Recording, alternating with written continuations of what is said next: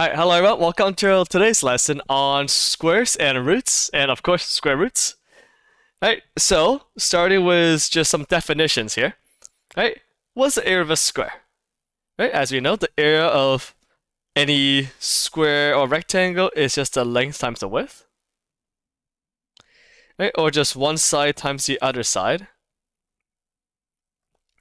So in this case, it is just 2 times 2. Right, which is 4, or more specifically 4 squared, or 4 centimeters squared. Right, and as you might remember, we can express this using exponents. So 2 multiplied by itself 2 times is the same thing as 2 squared. Right, and of course, if you're curious, this is where the term squared comes from. Right, because if you look at the next one, right, all squares have the same side length. So the area of our next square is just 3 times 3, or 3 squared.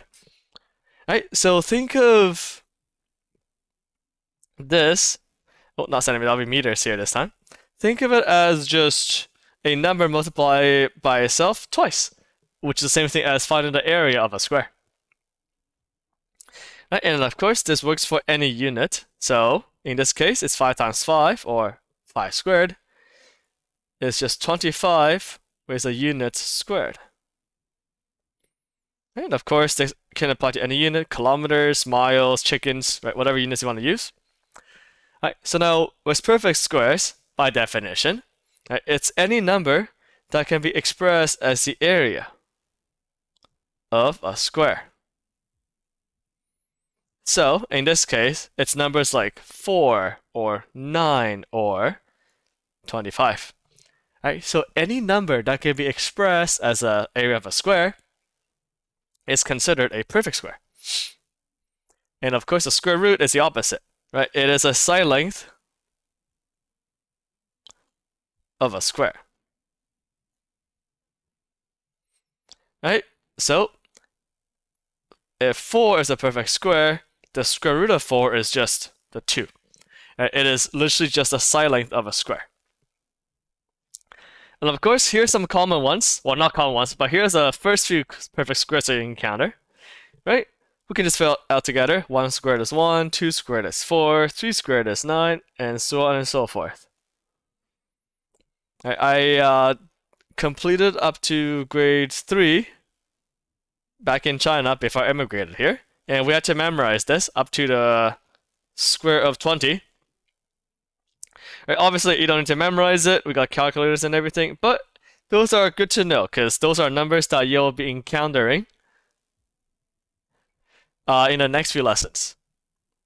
Right, got 256, 17 squared is 289, 18 squared, 324, 381, oh, no, 361, and then 400. Alright, so that's like the first 20 perfect squares. And of course, the square root is just going backwards.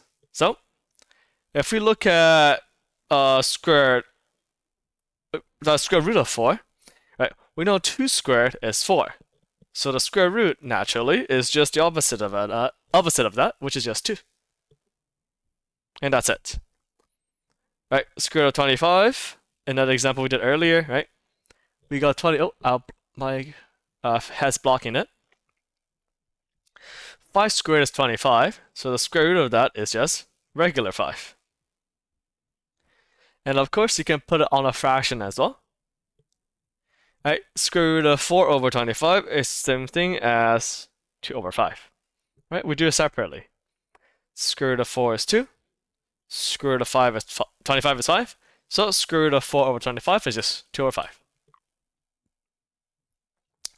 Alright, here's something a bit more confusing. Negatives. Alright, so now square root of 64 or the 8 squared is 64. So the square root of 64 is just 8. And as you see here, there's a negative sign in front of our answer. Right? So it is negative 8. Now this one's a little trickier. Right? What about 0.04? Right, we know that 2 squared is 4. So if we just check 0.2, right, that squared is 0.04. If we check with our long multiplication here, right, we can move our decimal places over by 1. So we got 2 decimal places to move for our final answer. Right? So 2 times 2 is 4. We move 2 decimal places back. Right? We get 0.04. Alright, so those are some square roots of perfect squares. But now, of course, doesn't always work. Alright, square root of 0. Actually, this one still works. 0 times 0 is 0, so square root of 0, it's still 0. It's a lot of zeros. How about 17? Right, for 17 here, it's not a perfect square. Right, we got 16, we got 25, but we don't actually have 17. So in this case, we actually need a calculator for this. Right, so it's not a perfect square.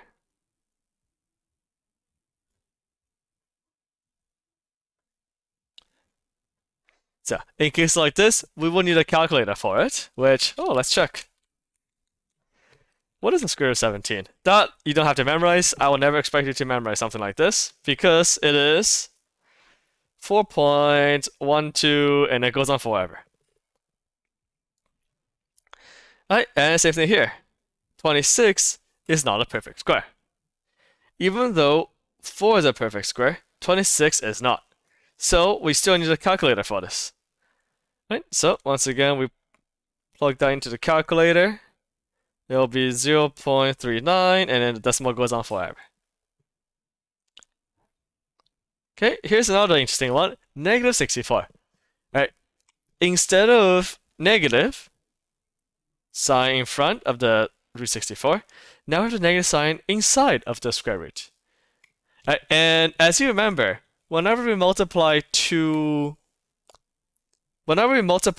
positive numbers, we get a positive. But whenever we multiply 2 negative numbers together, it's still positive, right? 2 negative signs make a positive, which means the negative 64 is actually illegal. Right, there's no answer to this one because negative 8 squared is positive 64. You physically cannot get negative 64. Right, the only way to get negative 64 is negative 8 times 8. Right, but of course that's not really square, right? That's not the same number multiplied by itself. It's 2 different numbers. Right, so this is illegal. Right, and right here, 0.4 is not a perfect square. Right, it's a little bit confusing here because, right, as you can see here, 0.2 squared, 0.2 squared, as our example above, is 0.04. Right, you can think of it as 0.40. Right, and we know 40 is not a perfect square. And so be very careful of your decimals here.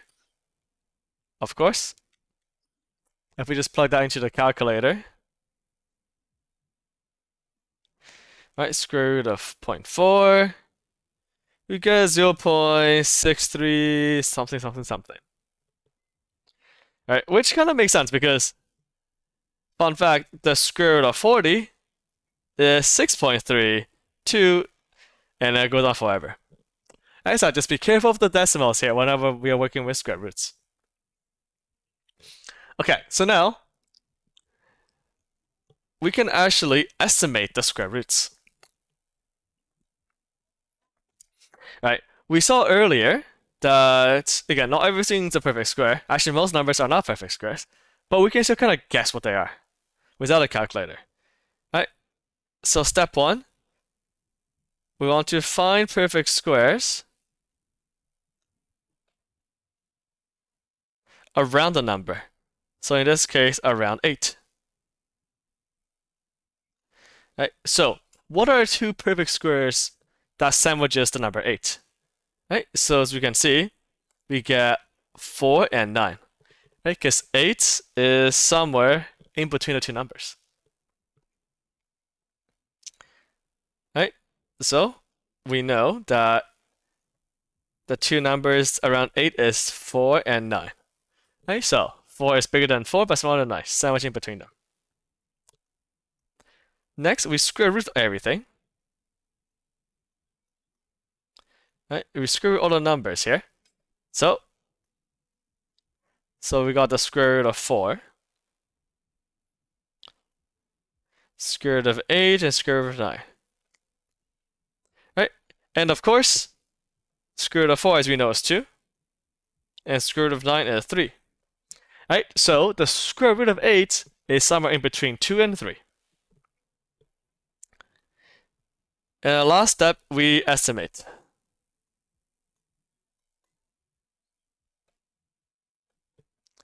Right? We can see that the square root of 8 is a bit closer, or the 8 is closer to the 9 than it is closer to the 4. Right? Which means that as our estimate, we can say, okay, it's closer to the square root of 9, which means that square root of 8 is closer to the 3 than it is closer to the 2. And we also know that 8 is just, 1 below 9, so it's actually really close to 3. We can say it's probably around 2.9-ish. Right, and that's it. Right, that's a pretty good estimate. If we type into a calculator, it is 2.8. Again, it's an estimate. We don't need exact numbers. Right, so square root of 8 is somewhere around here. Okay, next question here. We got a negative root 17 here. Right, and now, right here, we can actually ignore the negative sign for now and add it back later. Right, so two perfect squares between 17, or sandwiching 17. We got 16 and 25, right? 17's kind of somewhere in the middle here. So it's in between the 25 and the 16. And of course, we square root of that. It's between 4 and 5. And this time, the 17 is closer to the 16. So the square root of 17 is closer to the 4. So we can say it's probably around 4.1-ish. Right? Which means that the negative square root of 17 is probably around negative 4.1. Right? So it's somewhere around like here-ish. Right, closer to the 4, or closer to the negative 4. Right? And again, if you're curious, it is negative 4.123. Okay, next we got 70. Right, so same idea. 70 is somewhere in the middle. Find the two numbers around it. Right, it's in between the 81 and the 64. Right, it's somewhere in between here. Those two numbers. Okay. So it's in between the 8 and 9. Okay, so now in cases like this, we can kind of like count where it is in the middle. Right, 70 is 6 more than 64. And it is 11 less than 81. Right, so which means that it's somewhere in the middle, but closer towards the 64. Right, so it leans a bit closer to the 8, but still middle-ish. So we can say it's around 8.4. Right, that's a pretty good estimate. It's again close to the middle-ish, but a bit towards the 8. So somewhere around here. And just double check. It is 8.37. Right, so pretty close. Last one is decimals.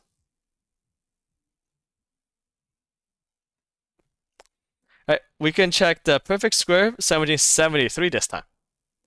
Right, so as you can see here, 73 is in between those two numbers again. And this time, Right? Because it's decimals, remember to use the decimals.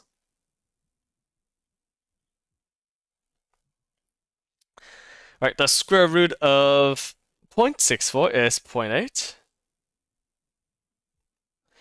And the square root of 0.81 is 0.9.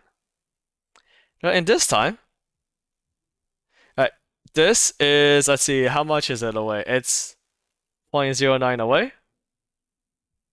And from this direction, it's 0.08 away. So it's pretty much right in the middle. Right, I know it's slightly towards 0.8, but that actually doesn't really matter that much. If it's just like 0.01.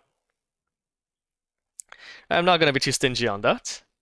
So it's going to be 0.85, so right in the middle.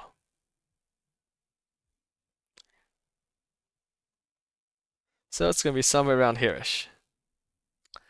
Alright, and in a calculator, it's 0.8544. Right, so yeah, that's how you estimate square roots. Right, you take the two perfect squares around it, and you kind of see where it is closer to. Okay, so now here are a few word problems. Right, let's say we've got Mr. C's Stardew Valley farm here. Right, it's a square with an area of 2.89 kilometers squared. Right, and now we want to find out the side length and the parameter of this farm. Alright, so very conveniently, Mr. C's got a square farm here. That's not very square, but you know, let's just say it is. Alright, so the whole thing is 2.89 kilometers squared. Alright, we want to find its side length. And as you remember, the side length of a square is just the square root of its area.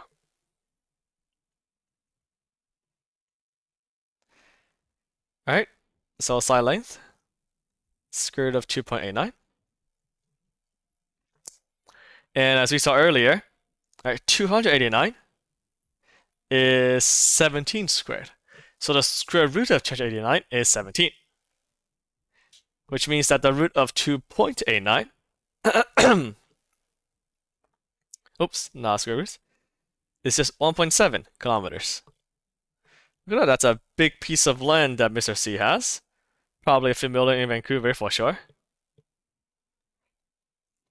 After that, you can find a parameter.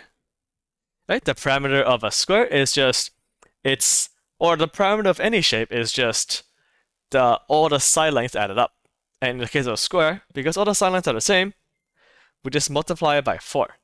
Right? It's adding all the side lengths up. A square has 4 sides with equal length, so it's just 4 times that. 4 times 1.7 is 6.8. Right, just like that. Alright, and now next question. Mr. C's boba consumption depends on a stress level with this beautiful formula here. B boba equals to 50 times the square root of S, which is the stress level. Alright, so how much boba tea does he need to drink if his stress level is at 81? So in this case, S is 81. That's our stress level, or my stress level at least. And to find the bubble tea he drinks, right, B is just 50 times the square root of 81. Right, that's it. We're just plugging it into our equation here. Right, stress level is 81. S is a stress level, so 81 into the square root of S here. We get 50 times 9. Okay, that's our square root here. 9 squared is 81, so 81 square root of 81 is 9. So we get 450 milliliters. Right, remember our units? So how about the other way around? Right, 5,000 milliliters of boba was drank. What is the stress level? Right, so we know this time that B is 5,000. So now we can plug it into our formula here. So we got 5,000 equals to 50 times the square root of S that we want to find out. Right, so as usual, to solve for the variable, we want to isolate. Right, so we can divide both sides by 50 here.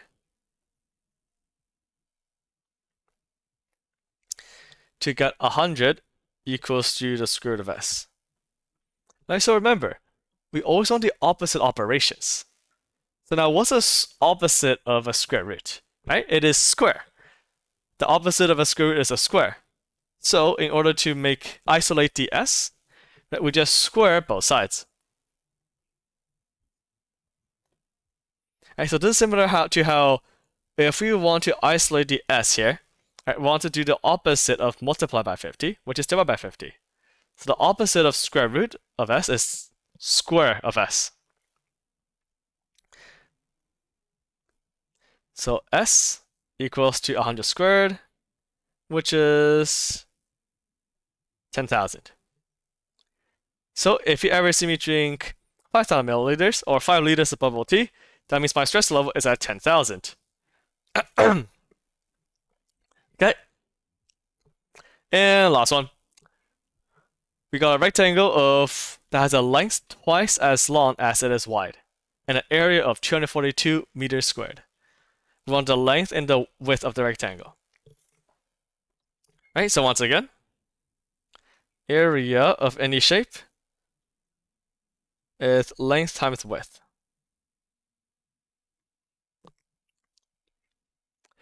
And now this time, we also know that the length is twice as long as it is wide. Right, twice as long as it is wide. Which means that its length is just 2 times the width. Right, twice as long as it is wide just means the length is 2w, 2 times the width. So now, which means our area, right, our area is the length, which is 2w, times the width, which is just w. Multiplied together is 2w squared.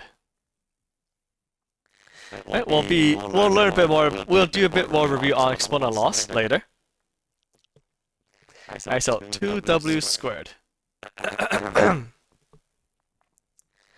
Right, and now from there, we know the area is 242.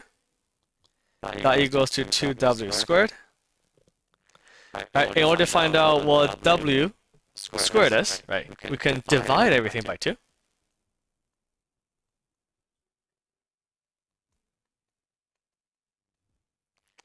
To get 121.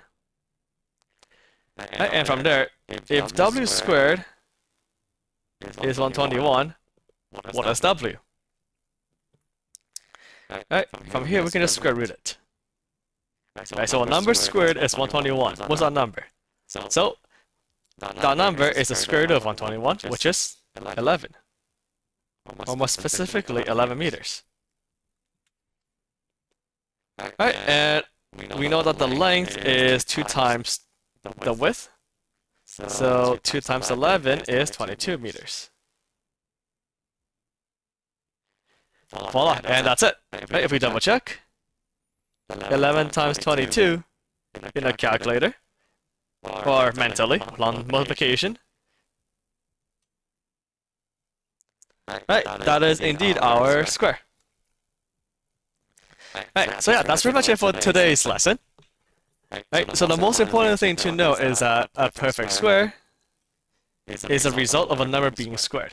And here is a bunch of perfect squares, the first 20 you encounter. The square root is the opposite of that.